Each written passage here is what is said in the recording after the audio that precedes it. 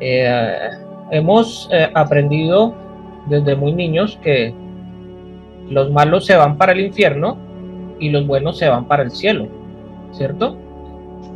Son frases Así que es. hemos escuchado desde niños, pero esto no tiene ninguna evidencia escritural, la verdad. Esto bíblicamente no tiene ningún sentido, aunque nosotros siempre hemos creído a través de las películas de Hollywood también que nos cuentan muchas cosas que no son, ¿no? Entonces muchas veces nosotros vemos una película y creemos que lo de la película es cierto, pero resulta que son puras invenciones, ¿cierto? Basadas en criterios cristianos que, como yo les he dicho y he tratado de enseñarles, son doctrinales y las doctrinas no son buenas. Entonces vamos a echar un vistazo a las escrituras y analizar diferentes escenarios que nos pueden ayudar a responder la pregunta de qué le pasa a nuestro espíritu cuando morimos. ¿Sí? ¿Se irá al cielo o al infierno? ¿O qué es el Seol o qué es el Hades? ¿En dónde están estas personas que ya fallecieron? ¿Los buenos estarán en el cielo y los malos en el infierno? Tratemos estas preguntas a ver qué dicen las escrituras para obtener una perspectiva bíblica del asunto. Muchos hemos escuchado en el cristianismo y es muy dado decir, murió y está con el Señor. Murió y ya está en el cielo. Está disfrutando de la presencia de Dios. O nos está cuidando desde el cielo. O si la persona era un delincuente o algo, dice, se puede decir o escuchamos decir, está en el infierno, porque malo, era muy malo o algo así, etcétera, ¿sí? Hemos ido heredando esta mentalidad y se ha vuelto parte de nuestra cultura, casi a un nivel mundial, pero más en Occidente, que es la cultura hispana, con la creencia del cielo y del infierno o del purgatorio en el caso de la Iglesia Católica. ¿Eh? Y se nos dice en este caso del catolicismo que Pedro o San Pedro, como lo llaman ellos, está en las puertas del cielo para recibirnos con ángeles tocando arpas, o en el caso contrario, a los que son malos se les decreta que deben ir al infierno, y es entonces allí donde los espera ese diablo con cachos y cola y con un tridente, ¿sí? Pero vamos a hacer la pregunta, en realidad, ¿qué dicen las escrituras de esto? El Eterno no está ejecutando juicio en este momento. Esto es lo primero que debemos entender, ya que en el entendimiento bíblico se deben cumplir ciertas profecías y hay un ciclo para que todo esto pase. La Biblia nos muestra que habrá un día de juicio en el futuro, cuando todas las naciones vayan al valle de Jehoshaphat, para que el Eterno juzgue. Entonces el Eterno estará juzgando. Este juicio se puede encontrar en Joel 3:12, donde dice: despiértense las naciones y suban al valle de Josafat, porque allí me sentaré para juzgar a todas las naciones de alrededor. Entonces, la Biblia nos enseña que habrá un juicio futuro, y ese es el día del juicio que no ha llegado. Entonces, ¿por qué las personas dicen que el que se muere va al cielo o va al infierno? ¿De dónde sacaron eso? Entonces, vamos a ver una definición, ¿no? ¿Qué es el Seol? Yo el otro día les hablé del Seol. El Seol es una palabra que fue pasada directamente a la Reina Valera como Seol, sin la letra H. Sheol es la pronunciación hebrea. Si no entendemos qué es Seol, el hecho de que aparezca en las escrituras nos da una pista para examinar qué es y hacia dónde se está yendo esta gente cuando se habla de Sheol o Seol. Voy a leer algunos versículos para analizar qué es en realidad este concepto, ya que básicamente es lo que llamaríamos tumba, no la caja, sino el espacio donde somos enterrados. En nuestra mentalidad tenemos la idea de que el infierno está debajo de la tierra, ya que cuando somos enterrados literalmente estamos yendo debajo de la tierra. La palabra Hades o Seol son términos intercambiables, ¿sí? Porque significan en realidad lo mismo literalmente. Sheol en hebreo, Hades en griego, y es la misma idea. Y después tenemos un infierno que proviene del latín inferno, inferior, el inframundo, viene de abajo, ese término que preservamos en el español, ¿ya? Entonces, miremos aquí en Samuel 28:3 que se nos dice. Lo primero que vemos es que Samuel había muerto y todo Israel lo había lamentado y la habían sepultado en Ramá, su ciudad, y Saúl había arrojado de la tierra a los encantadores y adivinos.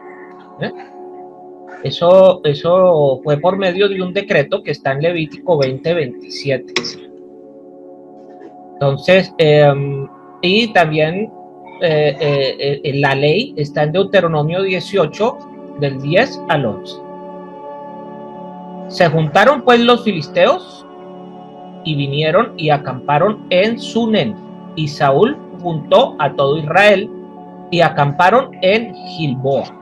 Y cuando vio Saúl el campamento de los filisteos, tuvo miedo y se turbó su corazón en gran manera. Y consultó a Saúl, al Eterno, pero el Eterno no le respondió ni por sueños ni por Urim. En número 27:21 dice que ni por profetas. Entonces Saúl dijo a sus criados: buscadme una mujer que tenga espíritu de adivinación, para que yo vaya a ella y por medio de ella pregunte. Y sus criados le respondieron: he aquí hay una mujer en Endor que tiene espíritu de adivinación. Y se disfrazó Saúl y se puso otros vestidos y se fue con 2 hombres y vinieron a aquella mujer de noche.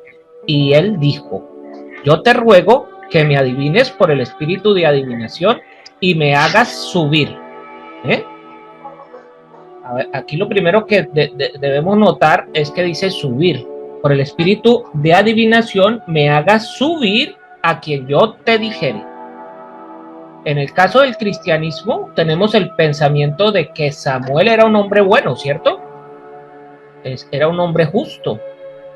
Y es razonable que cualquier cristiano piense que al morir el Saúl pues se fuera directamente al cielo y que estaría disfrutando de la presencia del Eterno, ¿sí?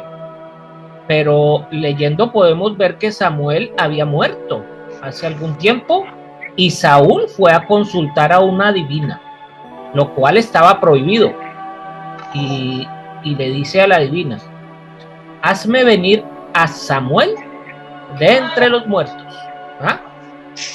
Y la mujer le dijo: he aquí, tú sabes lo que Saúl ha hecho, cómo ha cortado de la tierra a los evocadores y a los adivinos. ¿Por qué pues pones tropiezo a mi vida para hacerme morir? Entonces Saúl le juró por el Eterno diciendo: vive el Eterno, que ningún mal te vendrá por esto.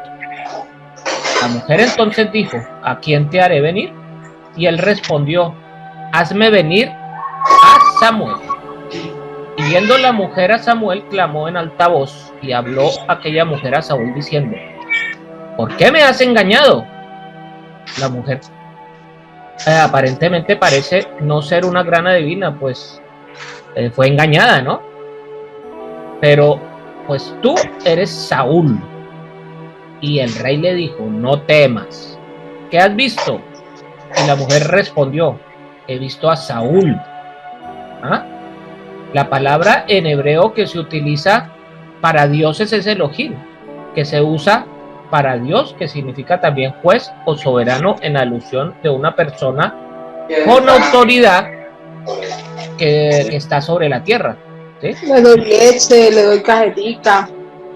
Él dijo: ¿cuál es su forma? Y ella respondió: un hombre anciano viene cubierto de un manto. Saúl entonces entendió que era Samuel, y humillando el rostro a tierra hizo gran reverencia. Y Samuel dijo a Saúl: ¿por qué me has inquietado haciéndome venir? Pero en los textos más antiguos del hebreo dice haciéndome subir, no dice haciéndome venir. Entonces, además suena más lógico que diga subir, ya que no necesariamente Saúl estaba en el cielo, ¿no? ¿Cierto? Sino que más bien estaba en algún lugar en la tierra, enterrado, durmiendo, como se refiere Pablo en sus cartas, cuando una persona muere. Y Saúl respondió: estoy muy angustiado, pues los filisteos pelean contra mí, y el Eterno se ha apartado de mí, y no me responde más, ni por medio de profetas, ni por sueños. Por esto te he llamado, para que me declares lo que tengo que hacer. Entonces Samuel dijo: ¿y para qué me preguntas a mí?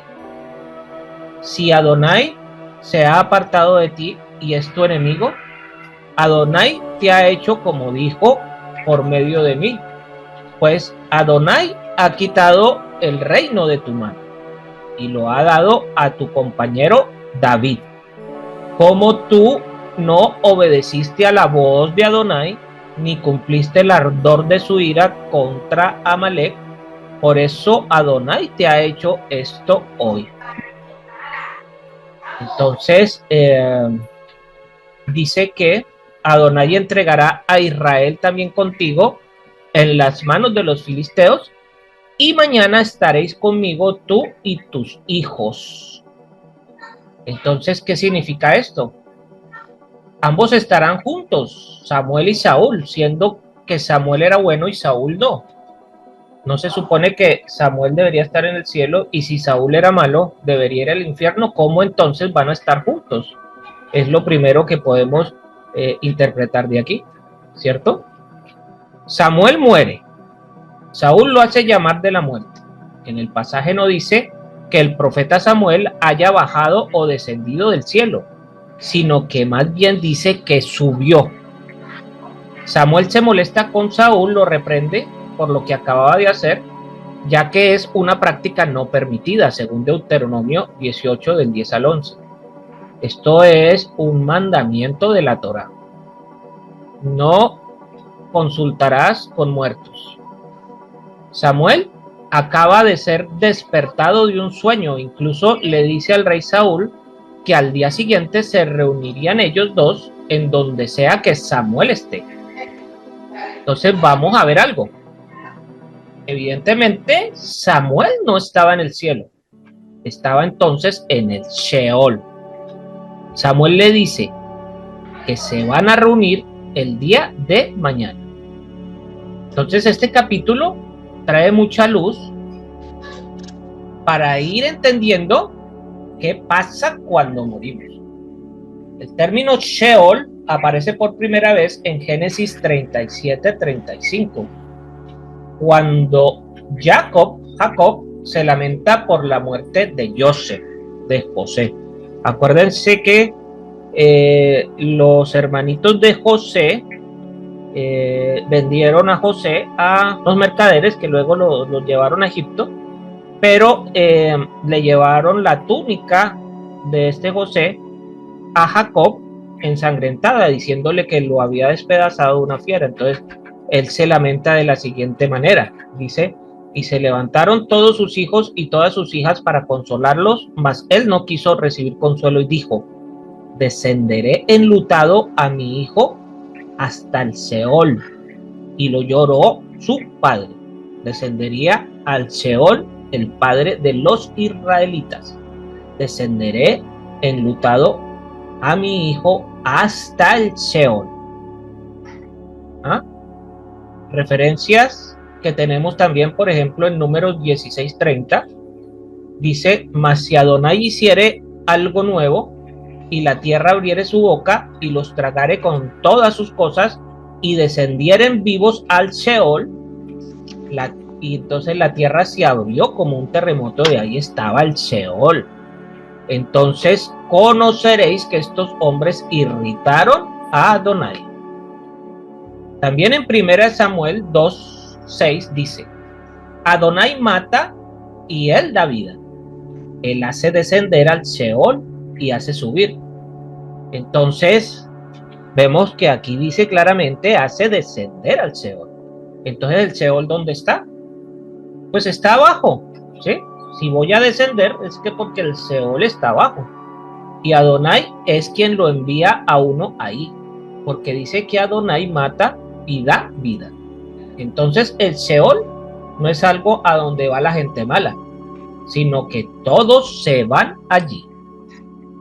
Job 3:13 dice, pues ahora estaría yo muerto y reposaría, dormiría y entonces tendría descanso.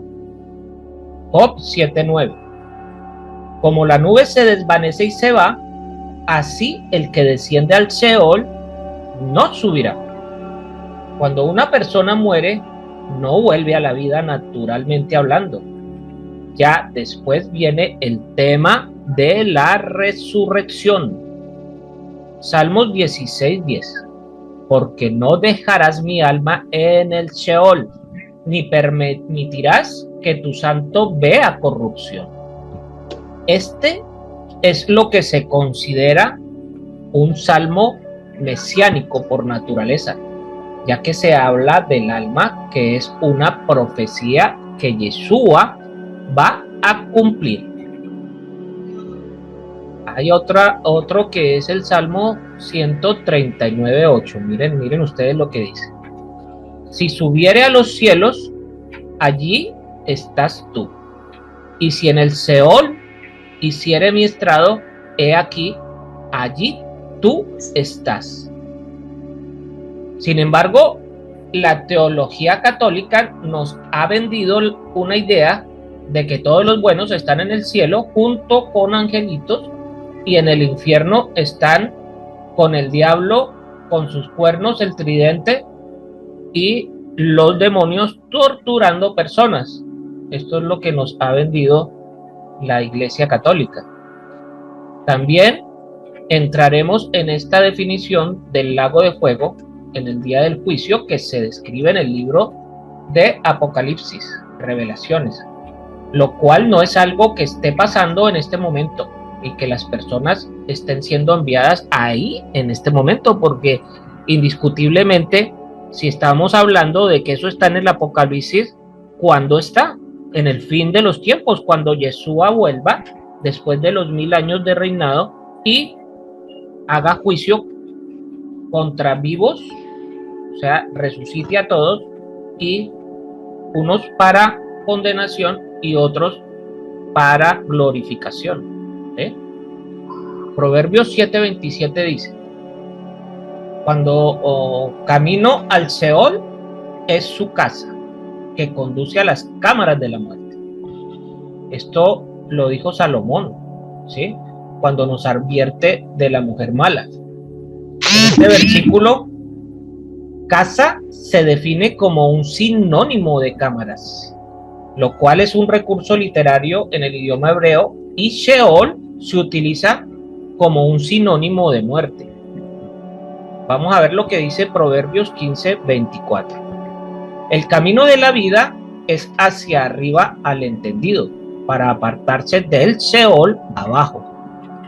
Entonces aquí Salomón habla del Sheol como muerte, pero en esta misma vida, eligiendo vida o muerte en esta misma vida.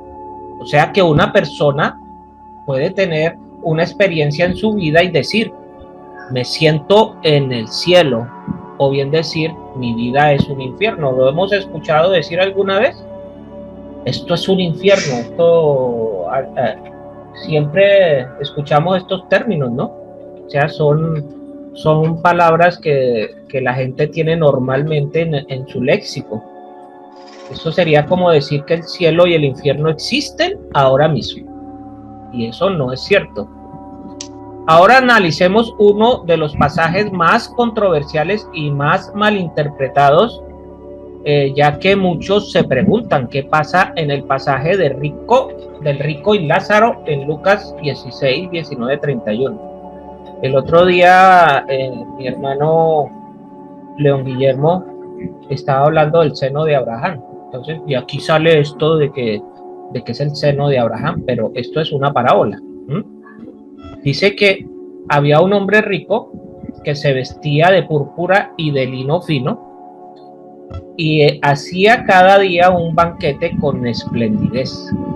Había también un mendigo llamado Lázaro que estaba echado a la puerta de aquel, lleno de llagas, y ansiaba saciarse de las migajas que caían de la mesa del rico. Y aún los perros venían y le lamían las llagas. Aconteció que murió el mendigo y fue llevado por los ángeles al seno de Abraham. Y murió también el rico y fue sepultado, y en el Hades Sheol alzó sus ojos estando en tormentos y vio de lejos a Abraham y a Lázaro en su seno. Entonces él, dando voces, dijo: Padre Abraham, ten misericordia de mí y envía a Lázaro para que moje la punta de su dedo en el agua y refresque mi lengua, porque estoy atormentado en esta llama. Pero Abraham le dijo: Hijo, acuérdate que recibiste tus bienes en tu vida y Lázaro también males, pero ahora este es consolado aquí y tú atormentado. Además de todo esto, una gran cima está puesta entre nosotros y vosotros, de manera que los que quisieran pasar de aquí a vosotros no pueden, ni de allá pasar acá. Entonces le dije: Te ruego pues, Padre, que le envíes a la casa de mi padre, porque tengo 5 hermanos, para que les testifique, a fin de que ellos no vengan también a este lugar de tormento. Y Abraham le dijo: a Moisés y a los profetas tienen, óiganlos. Él entonces dijo: No, padre Abraham, pero si alguno fuere a ellos de entre los muertos, se arrepentirán. Mas Abraham le dijo: si no oyeren a Moisés y a los profetas, tampoco se persuadirán aquel, aunque alguno se levante de entre los muertos. Entonces fíjense que esto es un tema. Pareciera que aquí uno está en el cielo y el otro está en el infierno, ¿no? Entonces esto trae una gran confusión. Leyendo esto pareciera que los dos lugares distintos, el cielo y el infierno, se mencionan aquí: el Hades y el seno de Abraham, además de la interacción del rico y Lázaro, estando ambos en lugares diferentes. El rico pide que se interceda por sus familiares que aún no han muerto, para que no lleguen a ese lugar en el cual él se encuentra, que parece ser un lugar nada agradable, un lugar terrible. Hay un contraste entre el cielo y el infierno, y es de aquí que muchos en su pensamiento dirán: a mí que me pase como a Lázaro, que al morir me vaya al seno de Abraham, y no como al rico que está en el Hades. Pero recordemos que cuando todos morimos descendemos al Sheol, a la tumba.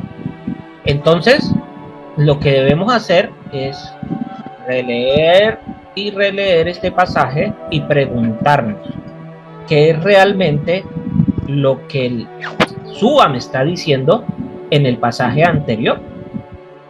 ¿Esto es una historia real o es una parábola?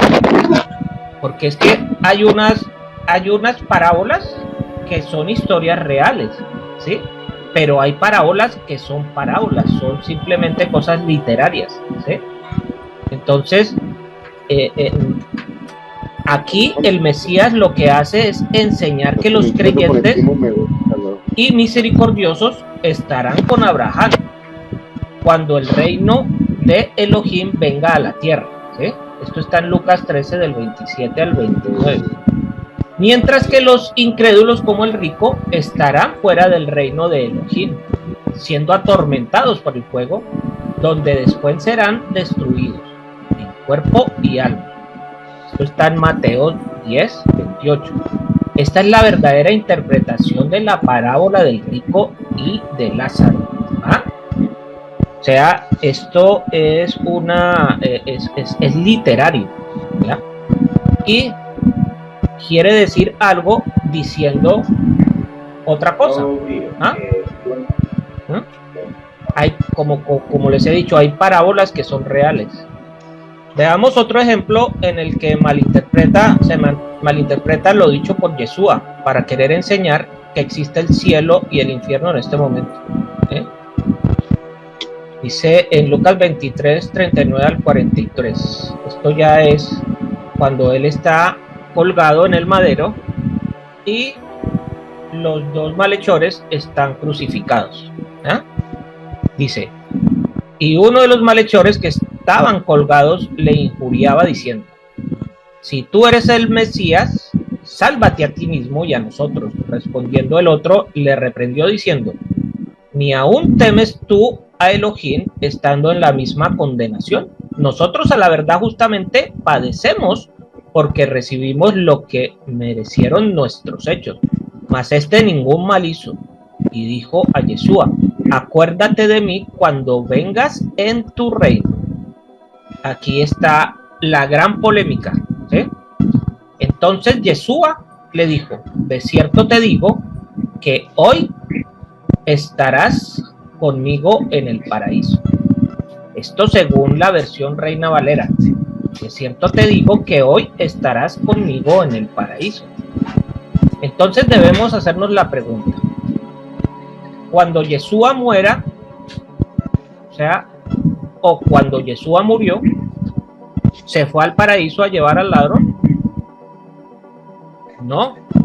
Las mismas escrituras dicen que estuvo 3 días y 3 noches él mismo en el Sheol, ¿cierto? Y después de esto, él resucitó y fue a ofrecer los primeros frutos al Padre. ¿Ah? Estuvo 40 días más y después se fue a sentar a la diestra del Padre.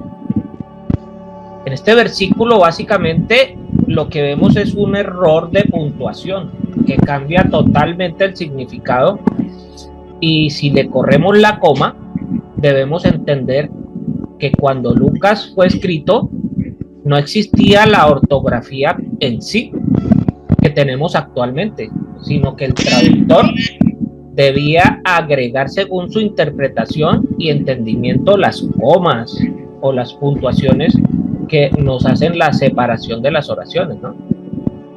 Entonces, veamos cómo se lee verdaderamente. Entonces Yeshua le dijo, de cierto te digo hoy, coma, de cierto te digo hoy, estarás conmigo en el paraíso. Entonces no le estaba diciendo que en realidad hoy estuvieran en el paraíso, sino que hoy le decía que iba a estar con él en el paraíso. Habla del futuro, en un tiempo cuando la humanidad debe ser juzgada. Ahí estará con Yeshua en el paraíso. Yeshua no le dijo cuándo, sino que en algún momento estaría en la presencia de él, en algún momento en el futuro.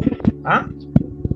Además, Yeshua debía cumplir con la señal del profeta Jonás, de estar 3 días y 3 noches en el Sheol, en el sepulcro, en la tumba, lo cual era una de las señales que debía cumplir como Mesías. De lo contrario, Yeshua hubiera sido encontrado mentiroso. ya que al decirle al ladrón, hoy estarás conmigo en el paraíso, y Yeshua no se presentaba ese mismo día en el paraíso, hubiera habido una contradicción. Que el Padre Eterno les bendiga y les guarde. Les habló el Moré Naftali ben Yehuda.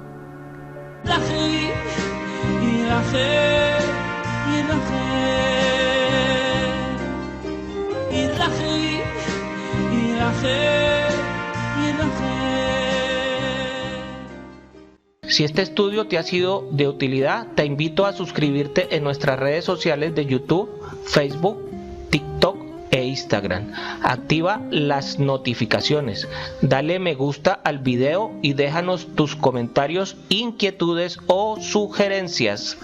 Shalom.